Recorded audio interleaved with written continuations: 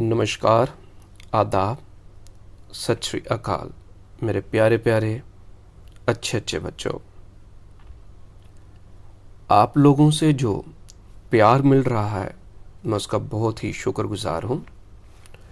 और ये आपको जानकर खुशी होगी कि पिछले एक हफ्ते में ये जो पीडीएफ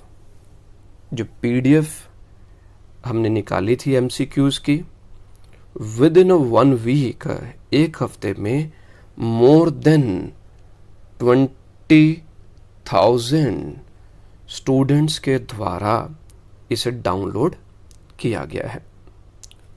तो एक हफ्ते में 20,000 कैंडिडेट्स के द्वारा इसे डाउनलोड कर लिया गया है।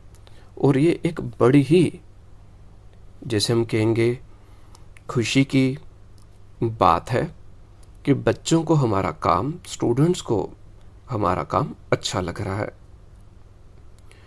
ढेर सारे मैसेजेस, ढेर सारे फ़ोन कॉल्स आ रहे हैं और इतना जो प्यार मिल रहा है, ये जो रिस्पेक्ट मिल रही है,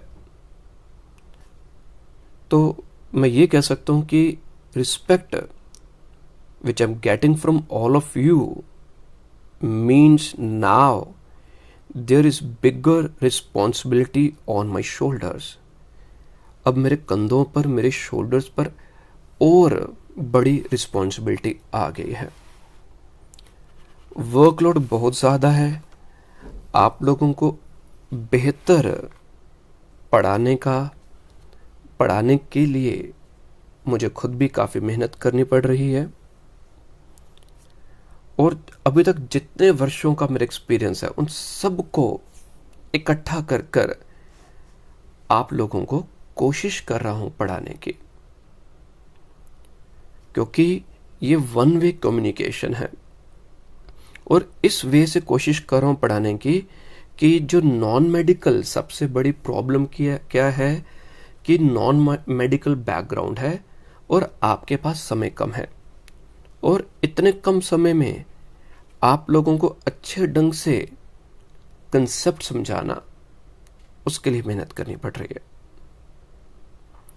तो बस अपना ये प्यार बरकरार रखिए और अपने अपने जितने ग्रुप्स हैं, उन ग्रुप्स में आप ओरेकल कॉमर्स ट्यूटोरियल के यूट्यूब चैनल को शेयर करिए ताकि बाकी बच्चे भी बेनिफिट्स ले पाएं। ठीक है, तो अब हम आगे शुरू करते हैं। और उससे पहले जिन बच्चों ने अभी तक ये चैनल मेरा ओरेकल कॉमर्स ट्यूटोरियल सब्सक्राइब नहीं किया, वो प्लीज़ सब्सक्राइब कर लीजिए ताकि मैं आपके साथ एमसीक्यूज डिस्कस कर पाऊँ। ठीक है जी।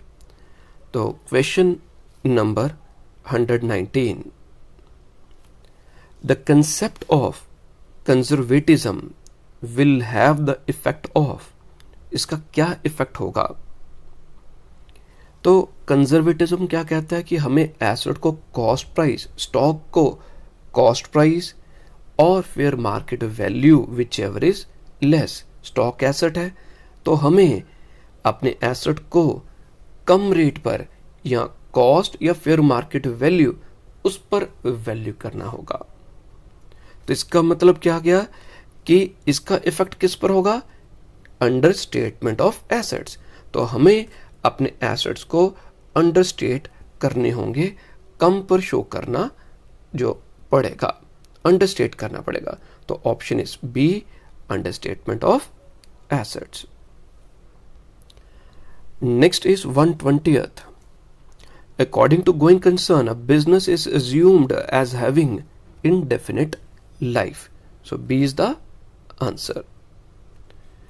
According to which of the following concepts even the proprietor of the business is treated as a creditor of the business? It is business entity concept। और वो क्या कहता है? दुकान और दुकानदार दोनों का अपना अलग अलग वजूद है। 122, according to which of the following concepts for determining the net income from business all costs which are applicable to revenue of the period should be charged against that revenue. तो प्रॉफिट के लिए हम expenses को revenue के साथ match करना चाहिए, तो इसका जो आंसर है वो आ जाता है A part, matching concept. Next is 123rd. According to money measurement concept, which of the following will be recorded in the books of accounts? तो मनी मेजरमेंट कंसेप्ट के अकॉर्डिंगली इनमें से हम किसे अपने बुक्स में रिकॉर्ड करेंगे? तो इसका आंसर है B part, commission payable to a salesman. तो मनी मेजरमेंट क्या कहता है कि हमें क्या करना है, हमें सिर्फ उन्हीं आइटम्स को अपनी बुक्स में अकाउंट फॉर करना है जिसे मनी की टर्म्स में एक्सप्रेस कर सकें. क्वालिटी कंट्रोल डेटा नहीं है, extra profit arising out of revaluation of assets ये भी नहीं, तो commission payable to salesman. 124th. Non-financial quantitative information is not recorded in accounts due to, तो जो नॉन फिनेंशियल क्वांटिटेटिव इंफॉर्मेशन होती है तो उससे मनी की फॉर्म के टर्म्स में एक्सप्रेस नहीं कर सकते, इसलिए इन्हें हम अपने बुक्स में शो नहीं करते. 125th. Realisation concept implies. तो रियलाइजेशन कंसेप्ट का मतलब क्या आ गया? Receipt of the order, delivery of the goods, the receipt of cash from the customer. It is delivery of the goods, B part. तो इसका मतलब हमने जब अपनी ड्यूटी परफॉर्म कर दी, अपनी सर्विसेज रेंडर कर दी, मनी अभी हमें चाहे नहीं भी मिला, तो वो रियलाइजेशन कंसेप्ट इस पर फोकस करता है. Next is 126. According to the business entity concept, business entity concept क्या कहता है? Transaction between the business and its owners are not recorded. गलत है. Transaction between the business and its owners are recorded considering them to be one single entry, ये भी गलत है. Transaction between the business and its owners are recorded from the business point of view, तो इसे हम business point of view से record करते हैं, तो ऑप्शन इज सी. तो C is the answer.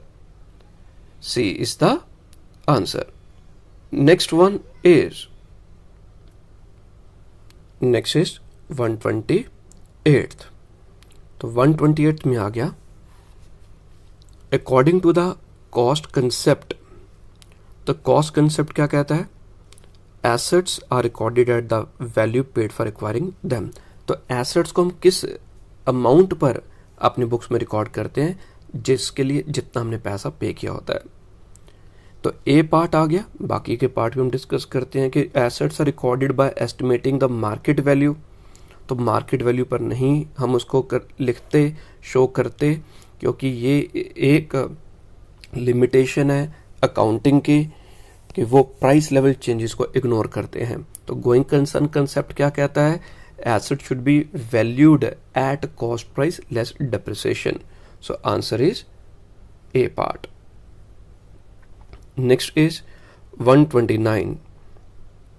According to the going concern concept, अभी मैंने आपको बताया assets are recorded at cost and are depreciated over the useful life.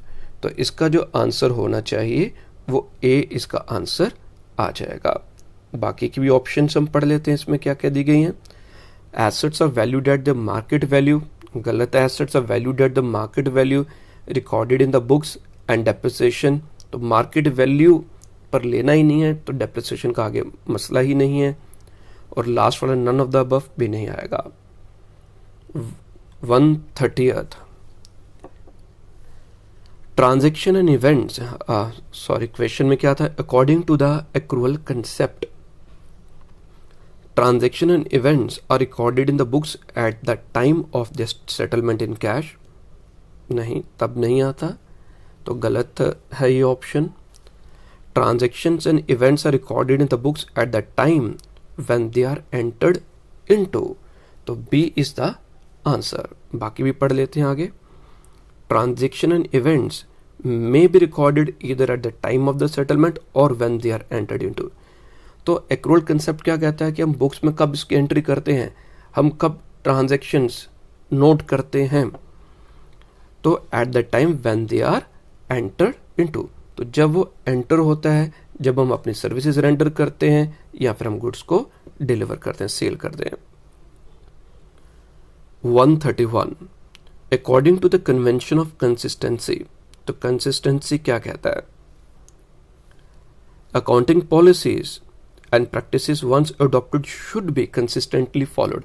जो भी अकाउंटिंग पॉलिसीज और प्रैक्टिसेस एक बार हम अडॉप्ट करते हैं, हमें उसे कंसिस्टेंटली फॉलो करना होता है. ठीक है, यही आंसर है, ये करेक्ट है. बाकी भी पढ़ लेते हैं.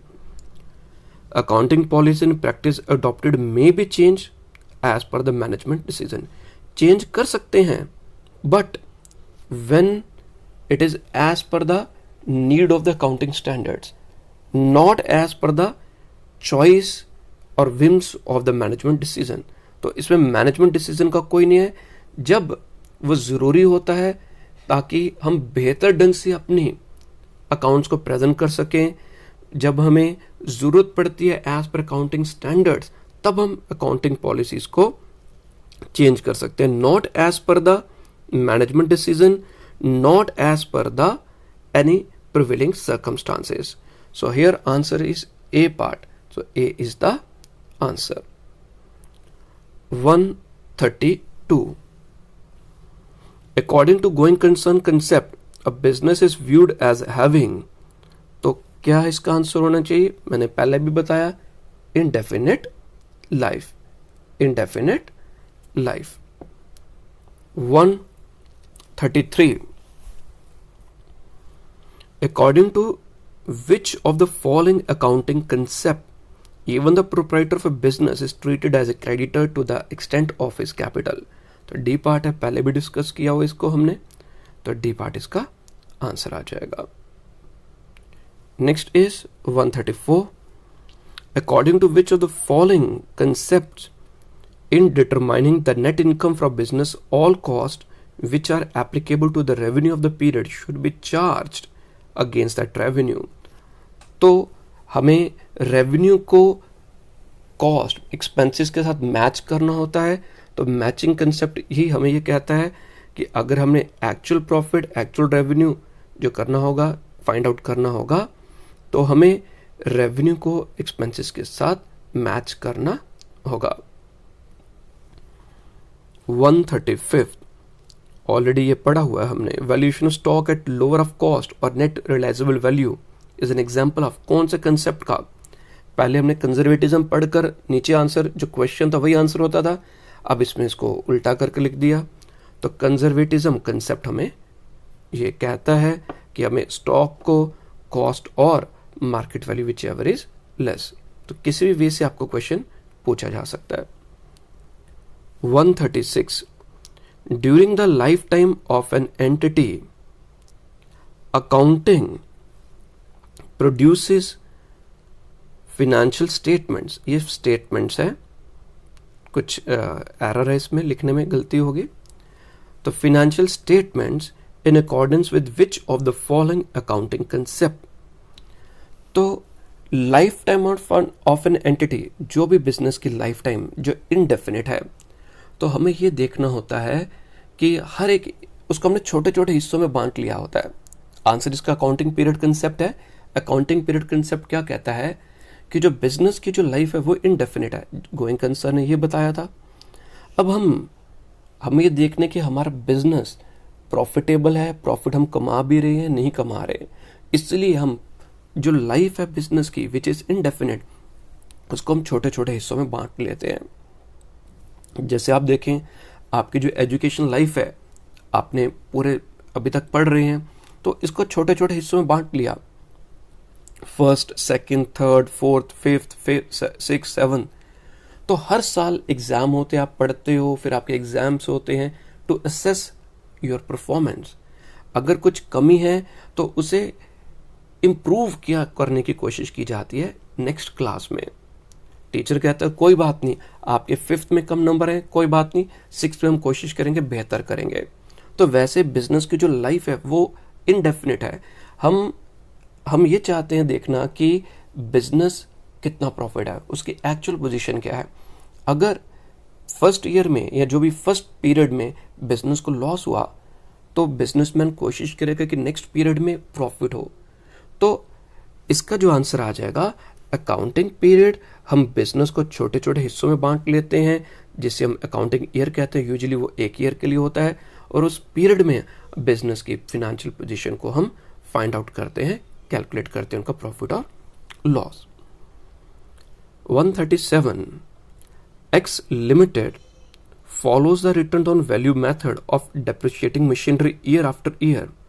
तो हर साल इन्होंने रिटर्न ऑन वैल्यू मेथड, इन्होंने एक बार return on value method adopt कर लिया और उसके बाद ईयर आफ्टर ईयर वही मेथड यूज करें। वी आर हैविंग 2 मेथड्स, एक होता है स्ट्रेट लाइन मेथड होता है, एक रिटर्न ऑन वैल्यू मेथड होता है। अगर ईयर आफ्टर ईयर वो लगातार एक ही मेथड यूज कर रहे हो तो कौन सा कंसेप्ट है? It is due to consistency, कि हमने जो भी मेथड यूज किया, अडॉप्ट किया, हम कंसिस्टेंटली उसी को फॉलो करेंगे। 138 the convention of conservatism takes into account. तो कंजर्वेटिज्म क्या कहता है कि जितने भी प्रोस्पेक्टिव लॉसेस होंगे, प्रोस्पेक्टिव लॉसेस, उनको हमें अकाउंट फॉर करना है, उन्हें हम कंसिडर करेंगे। बट जो प्रोस्पेक्टिव प्रॉफिट्स, प्रोस्पेक्टिव क्या होता है कि हो सकता है बट एक्चुअल में हमने प्रॉफिट नहीं कमाया। लॉस अगर हमें हो सकता है, दूर से भी लगेगा कि लॉस हो रहा है, हो सकता है कि हमारा पैसा डूब जाए, हम उसे अपनी बुक्स में अकाउंट फॉर कर लेते हैं, अपने बुक्स में उसको लिख लेते हैं, शो करते हैं किसी न किसी फॉर्म में। तो प्रोविजन फॉर डाउटफुल डेट्स। अब ये प्रोविजन फॉर डाउटफुल डेट्स क्या होता है? डेटर्स कौन होते हैं? जिनसे हमने पैसा लेना होता है। अगर हमें ये लगे कि हो सकता है कि कुछ लोग जिन्होंने हमें पैसा पे करना था, हमें एक डर लगता है या कुछ ऐसे उनके हाव भाव से लगता है कि हो सकता है कि शायद हमें पैसा नहीं मिल पाए, तो हमें कम पैसा मिले, हमारा कुछ पैसा डूब सकता है, बैड डेट्स हो सकते हैं, तो इस तब हम कुछ हिस्सा अपने डेटर्स का 2% 3% प्रोविजन क्रिएट कर लेते हैं अपनी बुक्स में कि हो सकता है कि हमें इतना पैसा ना मिले। तो जो प्रोविजन क्रिएट किया जाता है, it is due to convention of conservatism, कि हमें ये पैसा नहीं मिलेगा और उसको ध्यान में रखते हुए हमने अपना प्रॉफिट कैलकुलेट कर लिया। अगर पैसा मिल गया तो फिर कोई समस्या नहीं है। So option is C part, तो C part is the answer. Next is 139 as per revenue recognition concept, revenue is deemed to be realised. Revenue को हम रियलाइज करते हैं किस वे से? When purchase order is received from the purchaser. हमें कोई order मिला तो क्या हम रेवेन्यू को रिकॉग्नाइज कर लेंगे? मेरे को किसी बच्चे ने फोन किया, हाँ जी हेलो सर, मुझे आपसे अकाउंट असिस्टेंट की ट्यूशन पढ़नी है। अब इससे फोन से याद आया, एक सभी बच्चों से, सभी लोगों से एक मैं रिक्वेस्ट करना चाहता हूं कि आपको कोई भी डाउट है तो प्लीज आप मेरे को व्हाट्सएप कर दीजिए। अभी यह रिकॉर्डिंग के दौरान ही मेरे को कॉन्टिन्यूसली 6-7 बार फोन आए हैं। कुछ तो फोन लगातार भी चलते हैं, रेपिटेटिव, कंसिस्टेंसी अप्रोच, नहीं उठाया तो फिर से कर लेते हैं। उससे क्या होता है कि रिकॉर्डिंग नहीं हो पाती, ध्यान भटक जाता है, लेक्चर में प्रॉपर वे से रिकॉर्ड नहीं कर पाता और कई बार ऑप्शन ऊपर नीचे हो जाती है। तो अभी मैंने फोन अपना वाइब्रेशन पर दूसरा रखा हुआ है, बट उसके बावजूद भी थोड़ी सी डिस्टरबेंस हो जाती है। So it's a hand folded request, आपके कोई भी प्रॉब्लम्स है आप मेरे को व्हाट्सएप कर लीजिए, मेरे से आप टाइम पूछ लीजिए कब, अगर किसी ने फोन पर बात करनी है तो टाइम पूछ लीजिए, तो मैं आपको एक पर्टिकुलर टाइम दे दूंगा, तब आप मेरे से जो भी आपके डाउट्स हैं डिस्कस कर सकते हैं। ठीक है जी। अब वापस हम क्वेश्चन पर आ जाते हैं। तो when purchase order is received from the purchaser, मेरे को बच्चे का फोन है, सर ट्यूशन पढ़नी है, तो उसने मेरे को फोन किया, मेरे को ऑर्डर दिया या मेरे से पूछा, ठीक है, तो क्या मैं उसी समय रेवेन्यू को रिकॉग्नाइज कर लूंगा? आप में से कई बच्चों ने या कई स्टूडेंट कैंडिडेट्स हैं, जैसे किसी ने अमेजोन पर ऑर्डर कर दिया, अमेजोन को ऑर्डर कर दिया 1 लाख रुपए का, अमेजोन वाला खुश हो गए, 1 लाख रुपए की सेल। अमेजोन से वो सामान लेकर के डिलीवरी देने के लिए वहां पर पहुंचे, वहां पर उन्होंने फोन ही नहीं उठाया या बोल दिया हमें अब नहीं लेना। क्योंकि ऐसे पहले भी होता था कि वहां पर जैसे सीओडी है, कैश ऑन डिलीवरी है, गुड्स लेकर आए तो वहां पर उन्होंने गुड्स लेने के लिए मना कर दिया। तो क्या जैसे ऑर्डर उनको मिला रेवेन्यू रिकॉग्नाइज हो गया? रेवेन्यू रिकॉग्नाइज कब होगा? जब गुड्स डिलीवर हो जाएंगी और पैसा मिल जाएगा। डिलीवर होगी, रेवेन्यू रिकॉग्नाइज हो गया, पैसा चाहे बाद में भी मिल जाए। So when order is received, revenue recognise नहीं किया जाएगा। व्हेन गुड्स आर डिलीवर्ड, अभी मैंने क्या बताया आपको, अगला भी पढ़ लेते हम कि जब गुड्स डिलीवर कर दी जाती है परचेजर को, अभी मैंने ऐसे कुछ शब्द बोला था, क्या तब भी रेवेन्यू को रिकॉग्नाइज हो जाएगा? जरूरी नहीं है। गुड्स डिलीवर हो गई, बट अगला पॉइंट हम पढ़ लेते हैं जो और बेहतर हो सकता है। When the title of the goods has been transfer to the purchaser, मेरे को गुड्स डिलीवर हो गई, ठीक है, बट टाइटल मीन्स ओनरशिप मेरे को अभी भी ट्रांसफर नहीं हुई। मेरे घर में गुड्स आ गई हैं, बट अभी तक वो टाइटल दुकानदार के पास ही है। उसने मेरे को कहा कि सामान आपके घर पहुंच गया, पहुंचा दिया है, आप पैसे दो और गुड्स आपके नाम पर हो जाएंगी। तो रेवेन्यू रिकॉग्नाइज कब होगा? अगर बी और सी दोनों ऑप्शन आ जाएंगे, then C is the answer. अगर सी वाला नहीं होता, कोई और होता, तो व्हेन गुड्स आर डिलीवर्ड, हम तब ये मान लेते जब गुड्स डिलीवर हुई। और अगर साथ में लिखा कि व्हेन टाइटल इज ट्रांसफर्ड, तो दोनों में से जो बेटर ऑप्शन है तो वह सी पार्ट आ जाएगा। ठीक है जी, तो कौन सी आ जाएगी? ऑप्शन सी आ जाएगी। Next is 140। Convention of consistency means all the firms in the same industry should use identical accounting principles and procedures. नहीं, all principles and procedures होना चाहिए of accounting are utilized.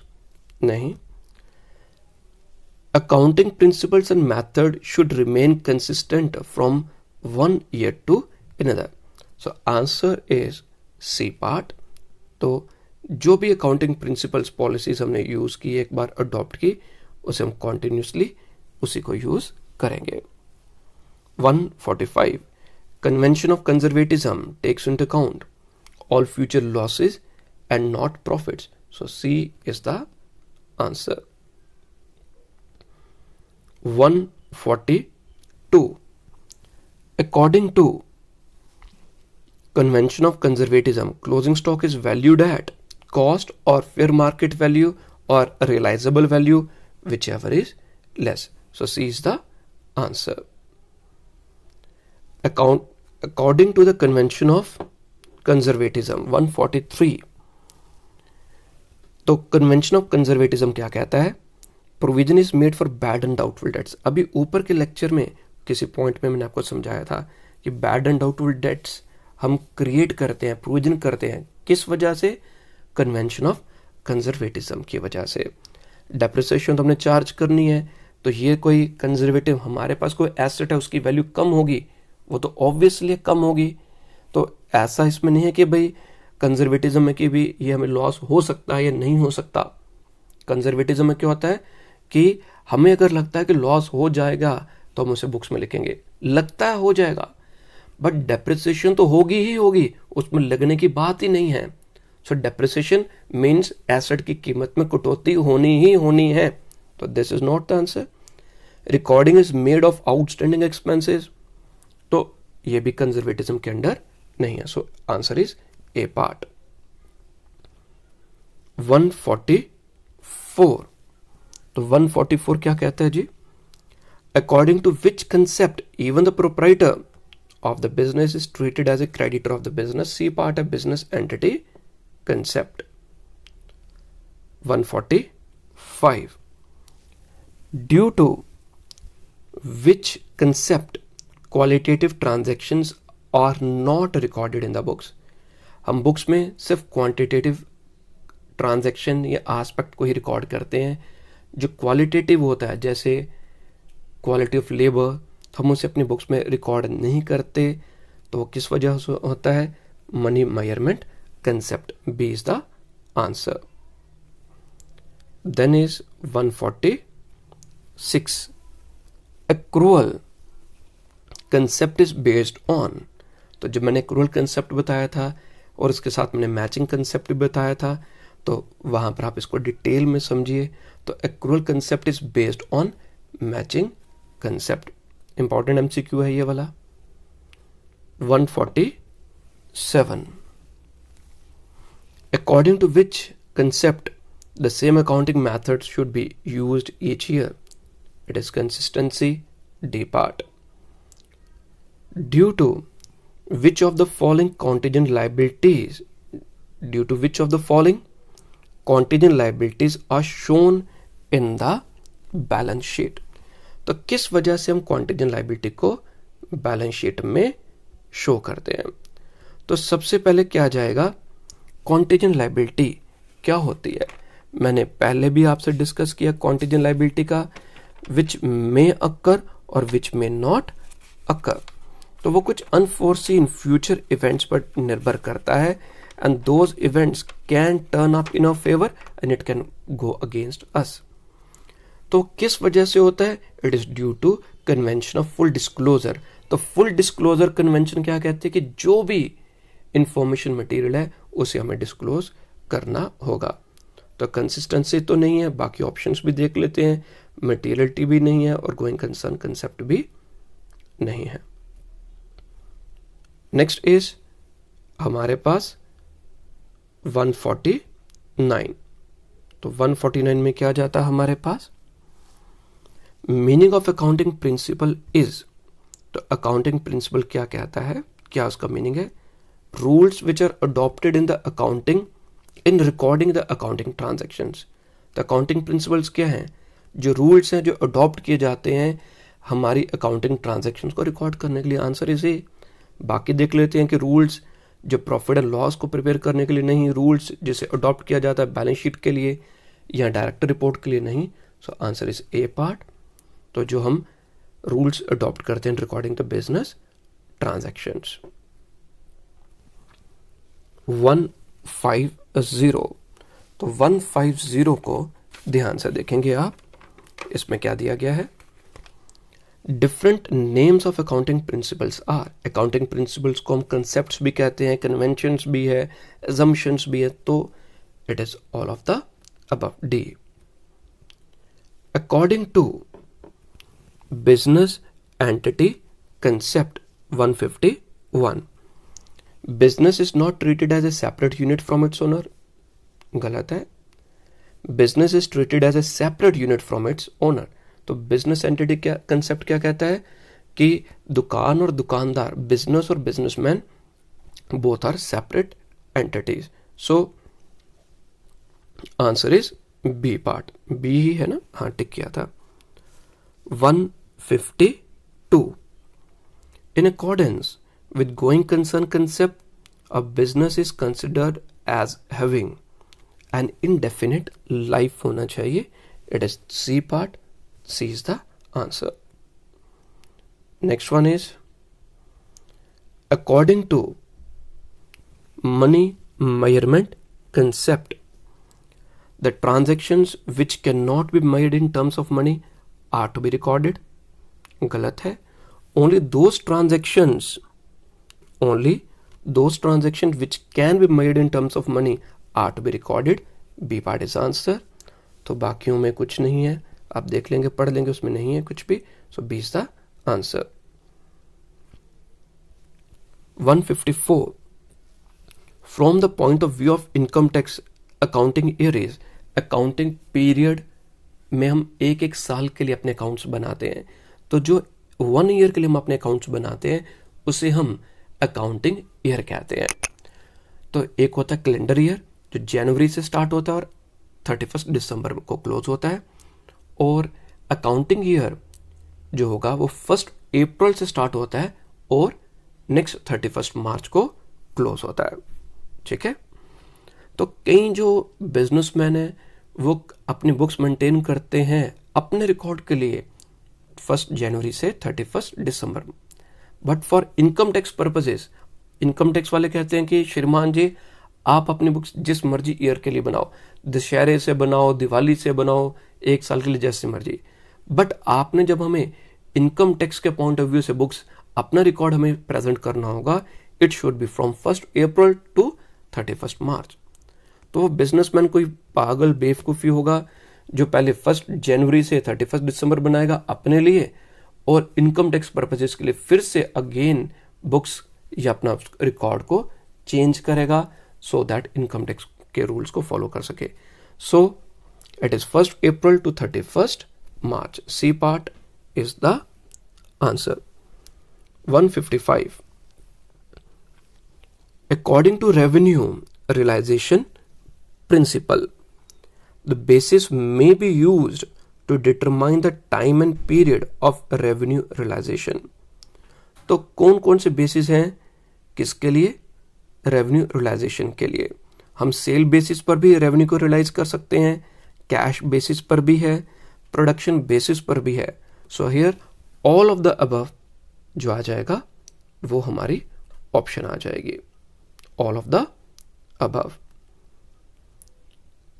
ठीक है, अभी भी ये सॉफ्टवेयर को यूज टू नहीं हुआ हूँ मैं यूज़ करने के लिए, तो हैंड एंड आई कोऑर्डिनेशन या सब चीज़ों को मैनेज करने में थोड़ी सी दिक्कत आ रही है, not getting use to, but later on आहिस्ता आहिस्ता हो जाएगा। लिखते समय ध्यान आगे पीछे हो जाता है, पढ़ाते समय तभी स्क्रीन थोड़ी सी हिल जाती है।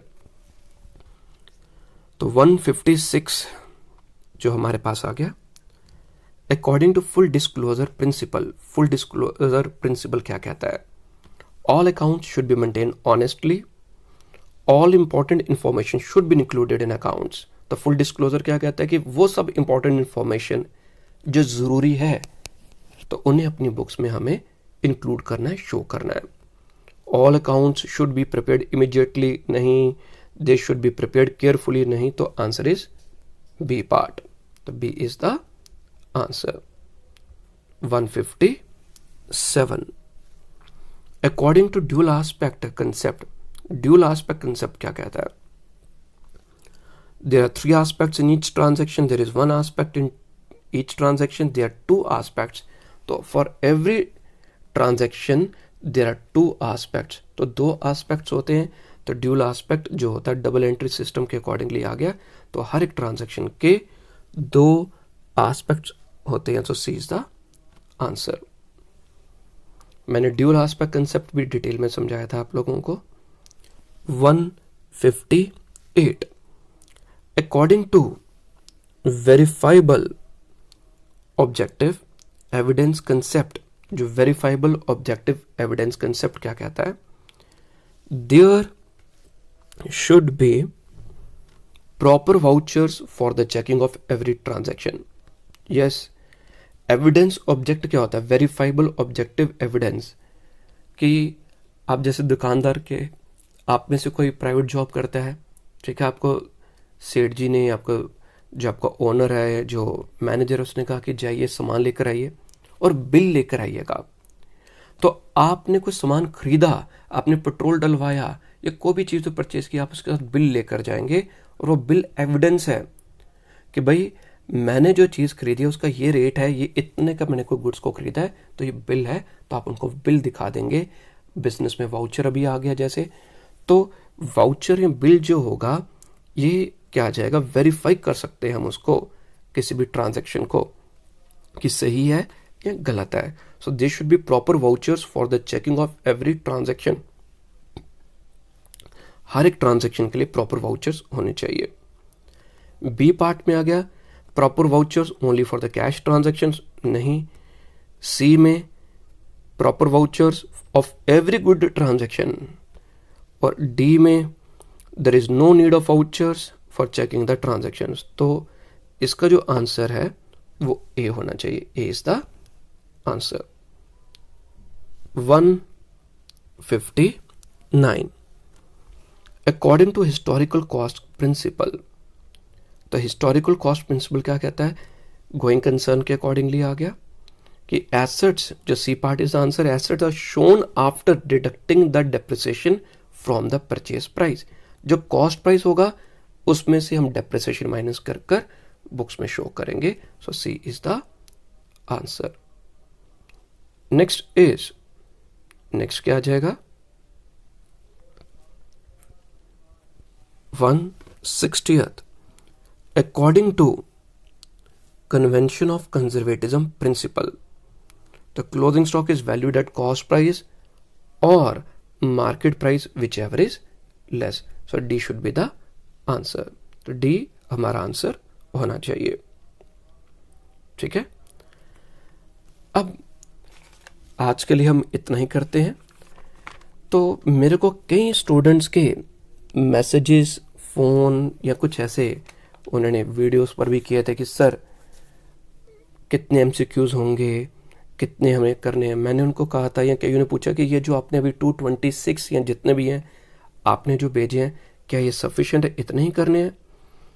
तो मैंने पहले भी एमसीक्यूज जब समझा रहा था तो मैंने कहा था कि मैं कम से कम 3000, अप्रॉक्सीमेटली 3000 एमसीक्यूज आपको सेंड करूंगा, वो डिस्कस करेंगे।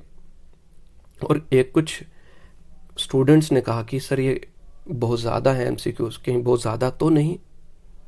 जब बच्चे ने मेरे को बोला कि बहुत ज़्यादा तो नहीं, तो सच्ची बताऊं मेरे को भी लगा था कि बहुत ज़्यादा मैंने बोल दिया है कि 3000 एमसीक्यूज करेंगे, इतने ज़्यादा। मैं तो पागल हो जाऊंगा इतने एमसीक्यूज को टाइप करना, कलर करना, क्योंकि सारा काम फ्रॉम ए टू जेड मुझे खुद करना है। टाइप भी करना, तभी बीच बीच में गलतियां हो रही हैं। अभी पढ़ाते समय हैंड ऑन आई कोऑर्डिनेशन नहीं हो रहा था, लैपटॉप पर, मोबाइल पर, उसमें भी गड़बड़ हो रही थी बीच बीच में। तो मेरे को भी लगा ऐसे ही, पर फिर बाई चांस ऐसे ना मेरी नज़र पड़ी, ये जो अकाउंट असिस्टेंट है जिसकी आप तैयारी करें, इसके पे स्केल पर इसकी जो बेसिक पे, जो स्टार्टिंग में पे है, वो मेरे ख्याल से 26228 है। 26228 शायद इतनी है ना, सब टीए डीए लगाकर फर्स्ट मंथ की, जो आप ज्वाइन, अगर आप में से किसी की सिलेक्शन हो जाती है, लेट इट भी आपकी जो भी मेरी आवाज़ सुन रहे हैं उनकी सबकी सिलेक्शन होगी, तो उनकी जो पर मंथ स्टार्टिंग से 26,228 सैलरी हो गई है। ठीक है, तो अभी इसमें तो एडिशन जैसे जैसे आगे आगे जॉब चलती चलेगी तो ये सैलरी जो होगी वो बढ़ती भी जाएगी, 50-60,000 समथिंग उसके आगे तक चले जाएगा। तो जब मैंने इसकी अमाउंट देखी कि 1 महीने की सैलरी है, तो फिर मेरे दिमाग में एक और ख्याल आया कि अगर मैं अपनी 1 मंथ की जो सैलरी है, मैं ये सोचता हूं कि मेरी जो सैलरी का जो 1 रुपया है, 1 रुपया जो मैं सैलरी का अर्न कर रहा हूं, इसके लिए अगर मैं 1 एमसीक्यू पढ़ लेता हूं, प्रैक्टिस कर लेता हूं, ठीक है ना, 1 रुपये के लिए 1 एमसीक्यू, तो मेरे को तो घाटे का सौदा ही नहीं लगा कि भाई 26,000 रुपया अगर मैंने कमाना है, मैं सिर्फ 1 महीने की सैलरी बात कर रहा हूं, सिर्फ 1 महीने की सैलरी के लिए एमसीक्यूज पढ़ लो, बाकी through the life you will be getting the salary, उन सबको छोड़ दिया आपके लिए बोनस। अगर आप 1 रुपये के लिए 1 एमसीक्यू तैयार कर लेते हो, तो उसके हिसाब से 26,000 एमसीक्यूज भी अगर आपने कर लिए, तब भी घाटे का सौदा नहीं है, तब भी घाटे का सौदा नहीं है, ये फायदा है। और इस समय जो कोविड की पोजीशन चल रही है, कौन से लोग सुखी हैं? जो गवर्नमेंट एम्प्लॉयज हैं। चाहे गवर्नमेंट लॉकडाउन कर दे, काम हो या ना हो, चाहे ऑफिस में गवर्नमेंट एम्प्लॉय जाकर बैठ जाएं, काम करें ना करें, शटर डाउन कर दें, उन्हें सैलरी मिलेगी। बट प्राइवेट सेक्टर में देखो, उनको नौकरियों से बाहर निकाल रहे हैं। बिजनेसमैन की हालत बुरी हो गई है। पिछले 6 महीने से, अप्रॉक्सीमेटली 5 मंथ से, हमारे जो सेंटर्स हैं, टेक्निकली तो मार्च से हैं, बट उससे पहले सेशन खत्म हो गया था। मार्च से लेकर अब जुलाई खत्म होने, मार्च, अप्रैल, मई, जून, जुलाई, फॉर द लास्ट 5 मंथ्स हमारे कोचिंग सेंटर्स बंद हैं। तो कौन लोग बेनिफिट में है? Government employees. So it is a very big opportunity for all of you. तो मैं 26,000 एमसीक्यूज नहीं कहता, अकाउंट्स के अगर 3,000 भी करने पड़ते हैं, 4,000 भी करने पड़ते हैं, it is not a big deal, आपके लिए बेनिफिट है। बाकी आप देखो कि एक गाना भी था कोई, सौदा खरा खरा, ठीक है ना। तो is it beneficial for you कि अगर आप जो इसमें 26,000 MCQs भी अगर आप कर लेते हैं या 10,000 MCQs भी अगर आप कर लेते हैं, तब भी ये आपके लिए फ़ायदा ही फ़ायदा है। तो आज के लिए इतना ही है। Thank you. कोई भी डाउट है पूछिए, व्हाट्सएप करिए, कॉल्स कोशिश करिए कम से कम हो, ठीक है। मेरे से टाइम लेकर आप कॉल कर सकते हैं। नेक्स्ट MCQs भी मैं जल्दी आपके पास लेकर आ जाऊंगा, आप इन्हें पढ़िए। और नेक्स्ट जो वीडियो होगी या इकट्ठी जो अभी तक MCQs होंगे, उन सब के मैं डाउट्स एक ही बार क्लियर करूंगा। Thank you, bye bye, take care, stay safe, stay at home, bye.